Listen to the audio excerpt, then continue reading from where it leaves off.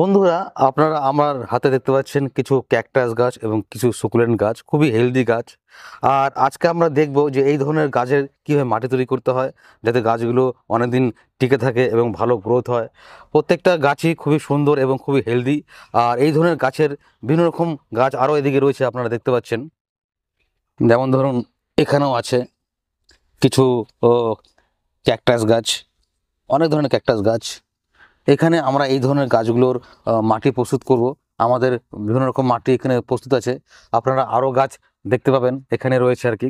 তো এই ধরনের গাছগুলো আমরা আজকে প্রতিস্থাপন করব এবং দেখাবো কি করে এর জন্য আপনারা বাড়িতে মানে এই ধরনের যে গাছগুলো হ্যাঙ্গিং গাছ রয়েছে, এই গাছগুলো আপনাকে যে সুকুলেন্টের মাটি তৈরি করছেন সেই মাটিতে হবে, সেম মাটি। হ্যাঁ, এই গাছগুলো বেশ পুরনো মনে হচ্ছে। পুরনো, এটা 2 বছর আগের গাছ। হ্যাঁ, এটা কাটিং করে দিয়ে একটু ছোট করে রাখা আছে। আর এগুলো এরকম এতটা লম্বা হয়ে গেছে না, পুরো সবগুলো গাছে দেখছি ভরা ভরা। এই গাছও বেশ হয়েছে আর কি, গাছের কোয়ালিটি খুব ভালো হয়েছে। সুকুলেন্ট গাছ প্রায় অনেক লোকেরই জলের জন্য বা মাটির জন্য টেকে না, কিন্তু বন্ধুরা নমস্কার। আজকে আমরা এসেছি মিত্র নার্সারি কর্ণধার সুকুমার দা আমাদের সঙ্গে রয়েছেন। আর উনি বিশেষত সুকুলেন্ট এবং ক্যাকটাসের একজন এক্সপার্ট লোক, এবং ওনার কাছে প্রচুর এই ধরনের গাছ রয়েছে যেগুলো উনি বাড়িতে গ্রো করছেন, বাড়িতে চারা তৈরি করছেন এবং বিক্রিও করছেন। আর ওনার যে বিভিন্ন রকম গাছগুলো রয়েছে সেগুলো আপনার সঙ্গে আমরা দেখিয়ে দিই। পরবর্তীকালে এর যে মাটি তৈরি করা হবে সেটা আপনাদের সঙ্গে আমরা শেয়ার করব। এই যে ক্যাকটাস গাছ রয়েছে, এগুলো আপনার হাতেই মাটি তৈরি করা? তো সবই আমার হাতে মাটি তৈরি। এখানে যা দেখতে পাচ্ছেন সম্পূর্ণ মাটিগুলোই আমার হাতেই তৈরি করা।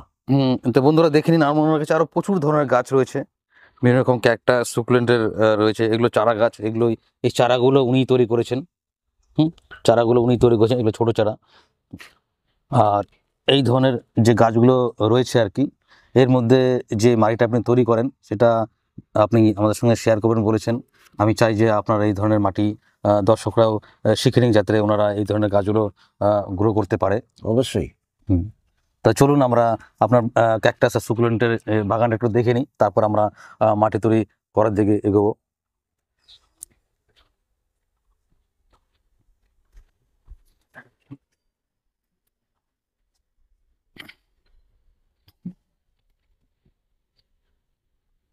হ্যাঁ, খুবই সুন্দর হয়েছে গাছগুলো। আর এগুলো আপনি চারা করেছেন না? হ্যাঁ, এগুলো আমার হাতে। মানে এই গাছেরই চারাগুলো আপনি এখান থেকে ভেঙে লেগে এই নতুন চারাগুলো করেছেন, তাই তো? তাই। হ্যাঁ, এগুলো গ্রো করছে ভালো। একটা গাছও কিন্তু মানে কোনো গাছই ক্ষতিগ্রস্ত হয়নি, প্রত্যেকটা গাছই হেলদি আছে।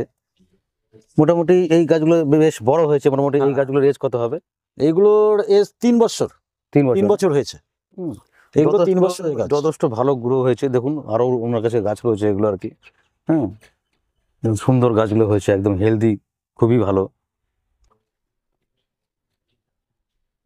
আর এই ধরনের যে হ্যাঙ্গিং গাছগুলো রয়েছে, এগুলো কি আপনি লাগিয়েছেন? হ্যাঁ, মানে এগুলো কি একই পটেনশিয়ালে আছে? হ্যাঁ, মানে সুকুলেন্ট আর ক্যাকটাসে যে মাটি দিচ্ছেন আপনি, মানে এই ধরনের হ্যাঙ্গিং গাছগুলো তো আপনি একই রকম মাটি দিচ্ছেন, তাই তো? একই রকম মাটি। বন্ধুরা, আমরা এখন দেখব মিত্র নার্সারিতে যিনি এত সব সুকুলেন্ট এবং ক্যাকটাস করেছেন, তিনি কিভাবে এখানে মাটি তৈরি করছেন। সুকুমার দা, আপনি আমাদের দর্শকদের দেখান যে কি করে আপনি এই ধরনের গাছের মাটি তৈরি করবেন এবং কি কি নিয়মাবলী আপনাকে আমাদের নিতে হবে এটা করার সময়। দেখেন, প্রথমত পাতা পচা, পিওর পাতা পচা, সেটাকে পচিয়ে ডাস্ট করে এরকম গুঁড়ো করে নিতে হয়। তারপরে এটা গোবর সার আমরা চালনি করে নিয়েছি, একদম গুঁড়ো করে শুকিয়ে তারপরে চালনি করা হয়েছে। আর এটা হচ্ছে একদম পিওর বালি, যেটা সাধারণ বালি দিয়ে ঘরের কাজ করে সেই বালি। এই 3টে জিনিসই এখন প্রাথমিকভাবে চারা লাগাতে গেলে মিশাতে হবে, মিশিয়ে তাকে চারাটা লাগাতে হবে। আর তার পরিমাণটাকে আমি বলছি। প্রথমত পাতা পচা, এই একটা 5 ইঞ্চি টব, ধরেন এই ছোটো টবের 1 টব পাতা পচাটা দিয়ে দিলাম। মানে 25 ভাগ হলো? হ্যাঁ, এটা 25 ভাগ। আর এরপরে দেবো আমি 25 ভাগ বালি।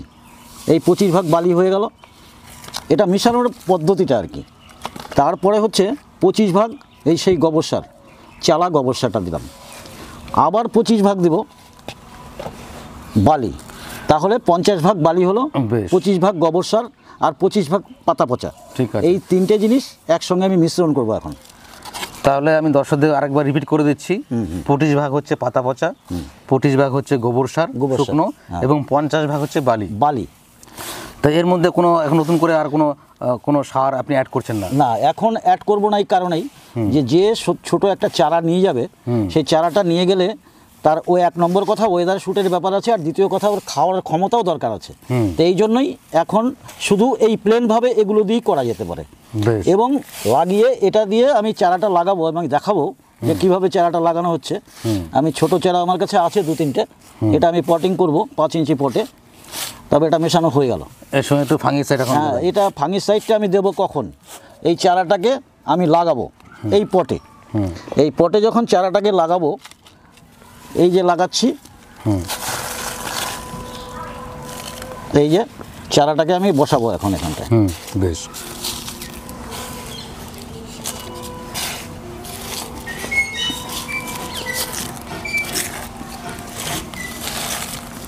এই চারাটাকে বসালাম, বসিয়ে আমি প্লেন জল দেব না। এই যে ফাঙ্গিসাইড যেটা সার্ফ, এই সার্ফকে আমি 1 চিমটির মতো এই মানে 100 গ্রাম বা 150 গ্রাম জলের মধ্যে মিশিয়ে নেব।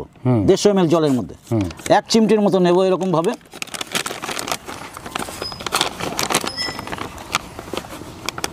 ঠিক এই পরিমাণ নিয়ে 100-150 ml জলের মধ্যে মিশিয়ে নেব। মিশিয়ে নিয়ে আমি প্লেন জল না দিয়ে এই যে চারাটা লাগিয়েছি, এই চারাটার উপর দিয়ে ঢেলে দেবো। তাহলে কি হবে, এখান থেকে যে নতুন মাটির মধ্যে পড়লো বা শিকড়টা লেগে আছে, সেই তার মধ্যে ফাঙ্গাস লাগবে না, পচন রোগটা লাগবে না। বেশ। হ্যাঁ, চারাটা সুস্থ হয়ে যাবে। বেশ। আর প্রথমত তো এই দিয়েই লাগানো উচিত, এবং এই দিয়েই লাগাবেন যারাই লাগান না কেন। আর তারপরে গাছ বড় হলে আপনি যে কোনো সার হালকা পরিমাণ, সেটা হাড় গুঁড়ো, শিংকুচি, নিমখোল এগুলো এক জায়গায় পচিয়ে তারপরে সেটাকে অল্প একটু করে ব্যবহার করতে পারেন। ঠিক আছে। এটা হচ্ছে 1 বছরের জন্য, আর কিছু দিতে হবে না। আমি যা লাগিয়েছি এইভাবে 1 বছরের জন্য কিছু দিতে হবে না। বেশ। হ্যাঁ, তাহলে চলুন আর কয়েকটা গাছ লাগিয়ে একবারে জলটাও দিয়ে দিচ্ছি যাতে দর্শকরা দেখতে পারে।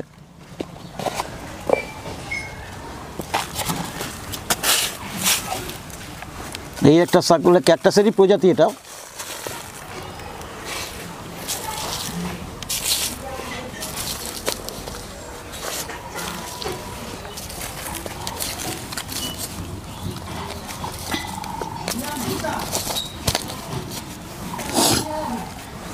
এটা ক্যাকটাস। এটা ক্যাকটাস। ক্যাকটাস আমি দেখেছি অনেকে খুব জটিল ধরনের মাটি তৈরি করে সুকুলেন্টের জন্য আর কি। এটা কিন্তু অনেক সিম্পলের মধ্যে আমি দেখছি, একদম সিম্পলের মধ্যেই হয়। অনেকে জানে না, বোঝে না, তারাই মানে অতিরিক্ত অনেক কিছু করতে গিয়ে গাছকে মেরে ফেলে। আর নরমাল তো যে আপনার জমির মাটি দেওয়া যাবে না? না না, জমির মাটি স্বাভাবিকভাবে দেই না। জমির মাটি দেওয়া হয় না, চারা গাছে তো অন্তপক্ষে দেওয়া যাবে না। একটু বড় হলে সেটার মধ্যে হয়তো দেওয়া যেতে পারে। যখন চারা গাছ তখন এই ঠিক এই পদ্ধতিতে লাগাতে হবে, তাই না? এই যে লাগানো হয়ে গেছে, এভাবেই এগুলোকে লাগিয়েছিলাম এবং ছোট থেকে বড় করেছি এগুলো। এটা একটা ছোট পটের গাছ ছিল, এটা এখন বড় টবে লাগালাম। এরই ভ্যারাইটি, এটাও সেম ভ্যারাইটি। এটা আরেকটু বড় পটে আছে, তাই একটু বড় হয়েছে। এটা এখনো টপ চেঞ্জ করিনি। মানে এই গাছটা কিছুদিনের মধ্যে হয়তো 1 বছরের মধ্যে এইরকম হয়ে যাবে। হ্যাঁ, 1 থেকে 1.5 বছর লাগবে, এরকম সাইজ হয়ে উঠবে। দেখুন গাছের কোয়ালিটি দেখুন, একদম কোনো পচন কিছু হয়নি, একদম সুস্থ গাছ, একদম সুস্থ গাছ। অনেকেই বলেন এসে যে গাছ পচে যায়। মানে মাটির উপরে অনেকটা ডিপেন্ড করে। হ্যাঁ, মাটি তৈরির উপরেই এটাকে ডিপেন্ড করে। আর দ্বিতীয় কথা হচ্ছে ক্লাইমেট। আমাদের এখানকার ওয়েদারটা খুবই রোদ্রের তাপ, সেই জন্য হয়তো পচে যায়। একে যেখানে 2-3 ঘন্টা রৌদ্র পায় সারাদিনের মধ্যে, যে কোনো টাইমে 2-3 ঘন্টা রৌদ্র পেলে সেখানে রাখলে কোনোদিনও সাকুল্যান্ড বা ক্যাকটাস, হ্যাঙ্গিং প্ল্যান্ট কিছুই খারাপ হবে না। সুকুমার দা, আমরা এই গাছগুলো লাগিয়েছি, তাহলে এই গাছগুলো যে এখন ওয়াটারিং করব, আমাদের একটু দেখিয়ে দিন দর্শকদের যে কীভাবে ওয়াটারিং আপনি করছেন ইনিশিয়াল লাগানোর পরে। এই যে ঝর্ণার মধ্যে 1 লিটারের মতো জল রয়েছে। ঠিক আছে। 2 থেকে 2.5 গ্রাম সাপ, মানে ফাঙ্গাসের যে ওষুধটা সেটা, এটাকে আমি ফাঙ্গিসাইড, এটা আমি গুলে দেবো। এগুলানো হয়ে গেছে। এইবার এই চারাগুলোকে আমি জল দেবো। এই চারাগুলোকে জল? হ্যাঁ, নতুন যেগুলো লাগিয়েছি সেগুলোকে জল দেবো।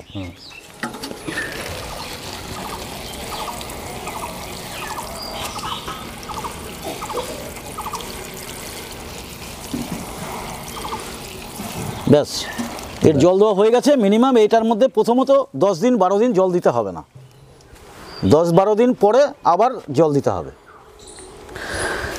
তো বন্ধুরা, আমাদের এই গাছগুলো লাগানো হয়ে গেল এবং ফাঙ্গিসাইড দিয়ে আমরা জল দিয়ে দিলাম। আর মোটামুটি 10 দিনেতে আপনার কোনো রকম জল দেওয়া যাবে না, 10 দিন পরের থেকে আবার আমরা জল দেব। তো বন্ধুরা, সুকুমারের কাছ থেকে আমরা শিখে নিলাম কী করে ক্যাকটাস এবং সুকুলেন্টের মাটি বানাতে হয়, কী করে আপনাকে ওয়াটারিং করতে হবে, আর কতদিন পর জল দিতে হয়, বা কেমন পরিস্থিতি বুঝে আপনাকে কীভাবে জল দিতে হবে, সব কিছু আমরা শিখে নিলাম। এই সম্পর্কে গাছ সম্পর্কে যদি আপনার কোনো প্রশ্ন থাকে আপনারা করতে পারেন, কমেন্ট বক্সে লিখতে পারেন। আমি ওনার কাছ থেকে জেনে আরও ভালো করে আপনাদের উত্তর দেবো, যাতে আপনারা এই ধরনের গাছগুলো আপনারা গ্রো করতে পারেন। তো সুকুমারদা, আমরা ভিডিওর একদম শেষ প্রান্তে চলে এসেছি। আপনি যদি শেষ মুহূর্তে কিছু বলেন দর্শকদের উদ্দেশ্যে, খুব ভালো হয়। আমি একটা কথাই বলবো, যে যেখান থেকে গাছ নিন না কেন অভিজ্ঞ লোকের কাছ থেকে নেবেন, আর দ্বিতীয় কাছ তার কাছ থেকে পুরোপুরিভাবে জেনে নেবেন যে কিভাবে গাছ লাগালে গাছটা সুস্থ থাকবে।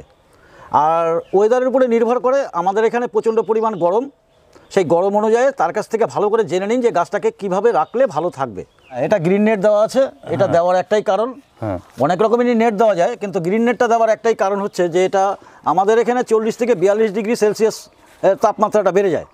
এই গ্রিন নেটে দেওয়াতে কমসে কম 15 ডিগ্রি সেলসিয়াস মানে কমে যায়, আর 25 ডিগ্রি সেলসিয়াসের মধ্যে গাছ থাকতে পারে এসব সাকুলেন্ট থাকতে পারে। কিন্তু এই হালকা তাপে গাছটা সুন্দর হয়, গ্লেজটা ভালো থাকে। বেশি রোদের তাপে গ্লেজটা নষ্ট হয়ে যায়, অনেক সময় হয়তো হঠাৎ কেউ জল দিয়ে দিচ্ছে, জলটা বেশি হয়ে যাচ্ছে, পচে যাচ্ছে। আর এটা এইরকম যদি কেউ গ্রিন হাউসের মধ্যে করতে চায় বা এই সাকুলেন্ট লাগায়, তাহলে কার গাছ কোনোদিনও মরবে না। অনেকে ধরুন যে বাড়িতে জায়গা কম, একটা ফ্ল্যাটের ব্যালকনিতে রাখেন গাছগুলো, তো ব্যালকনিতে খুবই ভালো থাকবে।